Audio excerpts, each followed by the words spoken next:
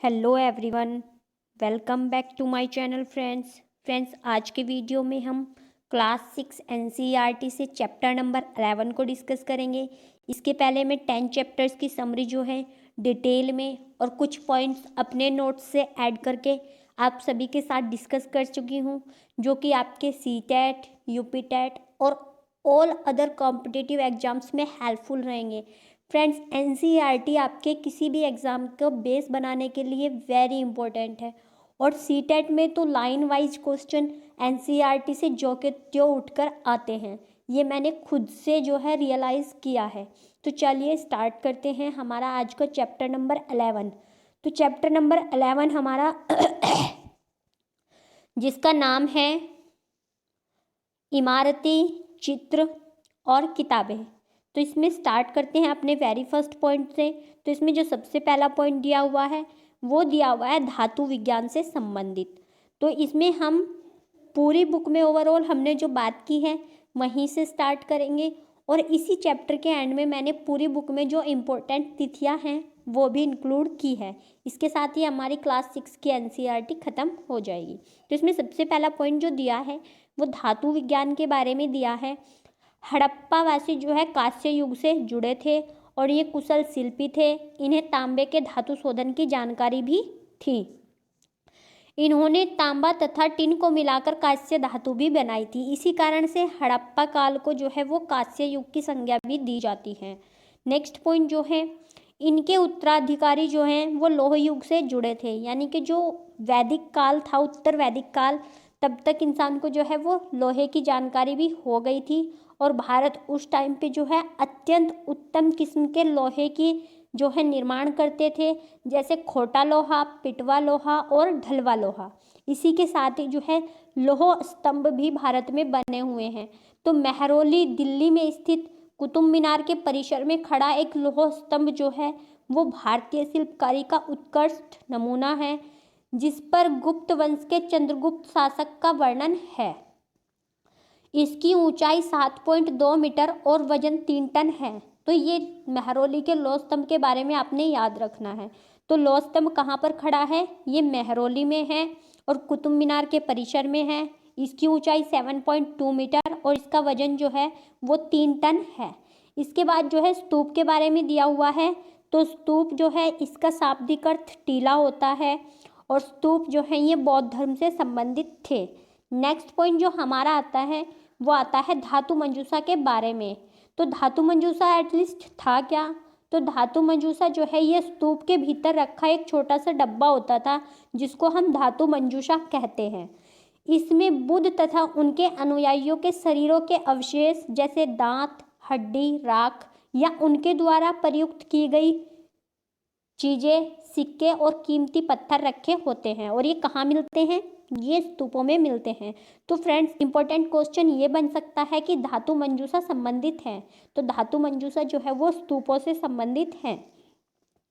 Next point, स्तूपों के चारों ओर परिक्रमा करने के लिए एक वृत्ताकार पथ बना होता था, जिसे प्रदक्षिणा पथ कहते थे। ये क्वेश्चन यूपी टेट में पूछा जा चुका है कि प्रदक्षिणा पथ जो है वो संबंधित है। तो ये स्तूपों से संबंधित है और ये एक वृत्ताकार पथ है।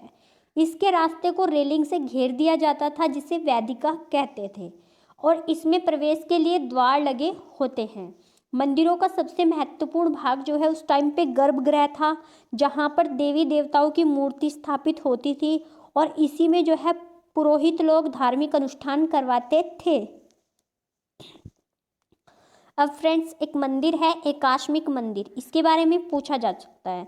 तो एकाश्मिक मंदिर जो है ये महाबलीपुरम में स्थित है और ऐहोल का दुर्ग मंदिर जो है ये 1400 साल पहले बनवाया गया था। तो दुर्ग मंदिर कहाँ पर है? ये ऐहोल में स्थित है। 1500 वर्ष पूर्व उत्तर प्रदेश के भीतर गांव में आरंभिक मंदिर बना हुआ है। तो इसमें शिखर और मंडप हैं। तो सबसे आरंभिक मंदिर जो कहाँ मिला है? ये हमें उत्तर प्रदेश के भीतर गांव में मिला है। नेक्स्ट पॉइंट, अजंता में अनेक गुफाएं पहाड़ तोड़कर बनाए गए हैं, जिनमें से अधिकतर जो हैं वो विहार थे। विहार आप सभी को पता है बौद्ध और जैन धर्म से संबंधित हैं और इनमें अनेकों चित्र मिले हैं जो आज भी चमकदार हैं। जिन्हें हम भित्ति चित्र के नाम से जानते हैं, यानी कि दीवारों पर बने हुए चित्र। इसके बाद हम बात करेंगे पुस्तकों की दुनिया, यानी कि पुस्तकों के बारे में बात करेंगे। 1800 वर्ष पूर्व इलागो नामक कवि ने तमिल महाकाव्य सिलप्पदिकारम की रचना की और इसे कोवलन नामक व्यापारी की कहानी है। फ्रेंड्स, इस तरह के क्वेश्चन जो है यूपी टेट में ज़्यादा पूछे जाते हैं, तो थोड़ा सा आप लोग ज़्यादा ध्यान देंगे कि जो 1800 वर्ष पूर्व इलागो नाम के कवि थे, उन्होंने तमिल महाकाव्य सिलप्पदिकारम की जो है रचना की और इसमें कोवलन नाम के व्यापारी की कहानी है। इसके बाद 1400 साल पहले सत्यनार द्वारा एक तमिल महाकाव्य मणिमेजलई लिखी गई। कौन सी? मणिमेजलई। यह क्वेश्चन पूछा जा सकता है कि मणिमेजलई किसने लिखी थी। इसके बाद जो है कालिदास की बात करते हैं, तो कालिदास जो है वो संस्कृत भाषा में लिखते थे। नेक्स्ट पॉइंट आता है पुराणों के बारे में। पुराण का अर्थ होता है प्राचीन। अधिकतर पुराण जो है वो संस्कृत सरल भाषा में लिखे गए हैं। स्त्रियां तथा शूद्र जिन्हें वेद पढ़ने या सुनने की अनुमति नहीं थी, वे पुराणों को सुन सकते थे। इसके बाद 2 इम्पोर्टेंट महाकाव्य आते हैं, जिनमें हमारे महाभारत और रामायण आते हैं। फ्रेंड्स, महाभारत का पुराना नाम कमेंट करके सभी बताएंगे। महाभारत जो है ये कौरवों तथा पांडवों के युद्ध की कहानी है और यह जो युद्ध था ये पुरुवंश की राजधानी हस्तिनापुर के लिए हुआ था। आज हम महाभारत को जिस रूप में देखते हैं उसे 1500 वर्ष पूर्व व्यास ऋषि ने संकलित किया था और पुराणों में भी जो है इसको संकलित किया गया है। महाभारत का प्राचीन नाम जो है वो जय संहिता है। ये क्वेश्चन मैंने अभी आपसे पूछा था। नेक्स्ट पॉइंट जो आता है वो रामायण के बारे में आता है। रामायण जो है संस्कृत रामायण के लेखक जो है वाल्मीकि माने जाते हैं। इसके अलावा रामचरितमानस जो है वो तुलसीदास जी ने लिखी है। इसमें कौशल के राजकुमारों की कहानी है, जिनमें राम जो है वो प्रमुख थे और कौशल की राजधानी जो है अयोध्या थी। वर्तमान अयोध्या, जहाँ पर राम भगवान का मंदिर भी बना है, ये वही अयोध्या है। इसके बाद नेक्स्ट पॉइंट जो आता है वो आता है जातक कथाओं के बारे में। और जातक कथाएं किस धर्म से संबंधित थी, ये क्वेश्चन मैं आपको पहले ही बता चुकी हूँ। ये स्तूपों की रेलिंग तथा अजंता के चित्रों में दर्शाई जाती थी। जो जातक कथाएं थी ये ऐसी कथाएं थी जिनमें गरीब नायक जो है वो अमीर बन जाते थे और ये बौद्ध धर्म से संबंधित कहानियाँ थी। इसके बाद नेक्स्ट पॉइंट जो आता है वो आता है विज्ञान की पुस्तकों के बारे में। तो आर्यभट्ट ने जो है संस्कृत भाषा में आर्यभट्टियम लिखी थी और आर्यभट्ट ने ही कहा था कि दिन रात जो है पृथ्वी पर अपनी धुरी के चक्कर लगाने के कारण होते हैं। इन्होंने वर्त की परिधि को मापने की विधि भी दी थी। तो प्राचीन काल में वर्त की परिधि को मापने की विधि किसने दी थी? आर्यभट्ट ने दी थी। और शून्य का आविष्कार भी जो है भारत के गणितज्ञों द्वारा शून्य का आविष्कार किया गया था। ये एक चिन्ह था। गिनती में यह पद्धति अरब होते हुए यूरोप फैल गई थी। इससे पहले जो है रोम के निवासी बिना शून्य का प्रयोग किए हुए जो है गिनती करते थे। रोमन अंक आप सभी को पता होगा कि उनमें शून्य नहीं आता है। रोमन अंक आप सभी को पता है ऐसे लिखे जाते हैं, फर्स्ट, सेकंड, थर्ड। वो लोग 1000 को के लिखते हैं। तो इस तरह जो है वो लोग बिना शून्य के ही जो है काउंटिंग किया करते थे। और शून्य का आविष्कार जब भारत में हुआ तो फिर ये यूरोप से होते हुए अरब से होते हुए यूरोप में फैल गया था। अब हम बात करेंगे कागज के बारे में। तो कागज को जो आविष्कार था वो 1900 साल पहले काई लून नाम के व्यक्ति ने चीन में किया था। तो फ्रेंड्स, ये क्वेश्चन जो है मोस्ट इम्पोर्टेंट बन जाता है कि कागज का आविष्कार किसने किया था। ये काई लून नामक व्यक्ति ने चीन में किया था। उन्होंने पौधों के रेशों, कपड़ों, रस्सियों तथा पेड़ों की छालों को कूट पीट कर एक लुंगदी बनाई, जिसे दबाकर निचोड़ दिया और जो सूखकर कागज बन गया। कागज बनाने की यह विधि सदियों तक चीन वालों ने छुपा के रखी और 1400 साल पहले यह विधि जो है सबसे पहले कोरिया पहुंची थी। तो ये क्वेश्चन भी इम्पोर्टेंट बन जाता है कि चीन से सबसे पहले कागज बनाने की विधि किस देश में पहुंची, तो ये कोरिया पहुंची थी। आज भी जो है हाथ से कागज बनाने की विधि ये प्रयुक्त की जाती है। इसके तुरंत बाद ये विधि जो है जापान पहुंच गई। तो कागज बनाने की विधि कहाँ विकसित हुई? ये चीन में हुई। काइलून ने जो है इसको डेवलप किया था। इसके बाद ये कोरिया पहुंची और कोरिया से जो है जापान पहुंच गई। 1800 साल पहले कागज बनाने की यह विधि फिर बगदाद में पहुंची और जहां से ये विधि बगदाद से फिर यूरोप में पहुंची और फिर यूरोप से वापस एशिया के अन्य देशों में आई और अफ्रीका में भी फैल गई। भारत में कागज बनाने की विधि जो है बगदाद से आई थी। ये क्वेश्चन इंपॉर्टेंट बन जाता है कि भारत में कागज बनाने की विधि जो है कहाँ से लाई गई थी, तो ये बगदाद से लाई गई थी। तो फ्रेंड्स, इसी के साथ ही हमारी क्लास 6 की एनसीईआरटी जो है ख़त्म होती है। एक क्विक रिवीजन जो है हम कुछ इम्पोर्टेंट फैक्ट्स का करने वाले हैं। इसके बाद ये वीडियो हमारा ख़त्म हो जाएगा और नेक्स्ट वीडियो में हम क्लास 7 की एनसीईआरटी से जो है स्टार्ट करने वाले हैं। तो चलिए देखते हैं। मेहरगढ़ में कृषि तथा पशुपालन की शुरुआत जो है वो लगभग 600 ईस्वी पूर्व हुई थी और हड़प्पा नगरों का विकास जो है वो 2700 से 1900 ईस्वी पूर्व के बीच हुआ था। ऋग्वेद की रचना 1500 से 1000 ईस्वी पूर्व के बीच, यानी कि आज से लगभग 3500 साल पहले हुई थी। और महाजनपदों और गंगा के मैदानी इलाकों में जो नगरों का विकास हुआ था, इसके साथ ही उपनिषद, जैन धर्म और बौद्ध धर्म से जुड़े विचारों का जो उदय हुआ था, ये लगभग 500 ईस्वी पूर्व हुआ था। नेक्स्ट पॉइंट, पश्चिमोत्तर में जो है वो सिकंदर का आक्रमण कब हुआ था, तो ये 327 से 325 ईस्वी पूर्व के मध्य हुआ था।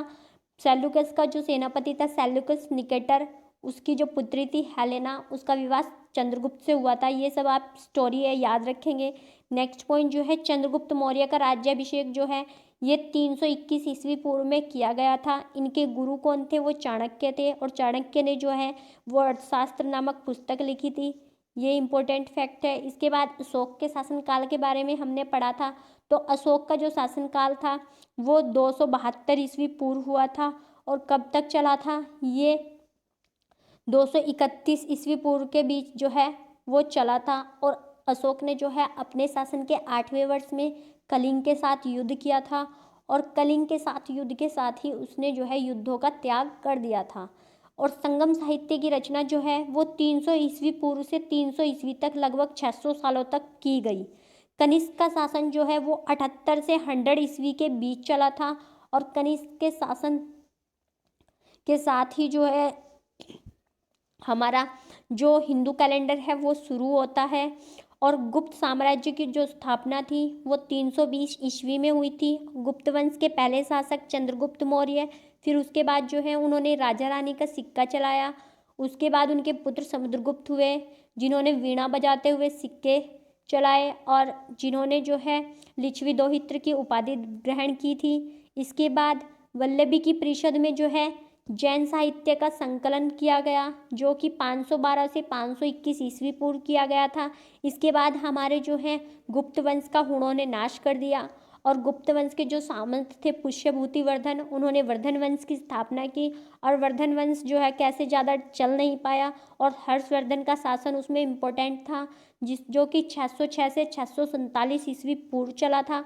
और इसके बाद जो है हर्षवर्धन की भी मृत्यु हो गई थी और हर्षवर्धन के बाद जो है उत्तर भारत में एक शून्यता आ गई थी, जो कि कोई योग्य शासक नहीं था। इसके साथ ही चीनी यात्री ह्वेनसांग का भारत आगमन भी जो है वो 630 से 643 ईस्वी के बीच हुआ था। और पुलकेशिन द्वितीय का शासन भी जो है वो 609 से 642 ईस्वी पर के मध्य रहा था। इसके साथ ही मैंने आपको बताया कि कैसे चालुक्यों के स्थान पर, चालुक्यों के अंतिम राजा कीर्तिवर्मन द्वितीय के स्थान पर राष्ट्रकूट वंश की स्थापना हो गई थी और पल्लव वंश के स्थान पर जो है वो चोलों की स्थापना हो गई थी। चालुक्यों के स्थान पर राष्ट्रकूट और जो है पल्लवों के स्थान पर चोल वंश आ गया था। अब नेक्स्ट जो है, तो फ्रेंड्स इतने पॉइंट हमने आज जो डिस्कस किए। इसके अलावा मैंने जो है चैप्टर वाइज जो भी आपको पढ़ाया, सभी तिथियों के बारे में जो भी मुझे इम्पोर्टेंट लगा वो मैंने बता दिया। इसके साथ आप पुरानी वीडियो देख सकते हैं, जिससे कि आपकी हिस्ट्री के प्रति एक समझ बनेगी और जो है आपके लिए ये यूपी टेट और सी टेट में 100% हेल्पफुल रहेगा, क्योंकि यहाँ से बहुत सारे क्वेश्चंस जो है एज इट इज़ पूछे जाते हैं। तो इस वीडियो को देखने के लिए आप सभी का धन्यवाद। Thanks for watching.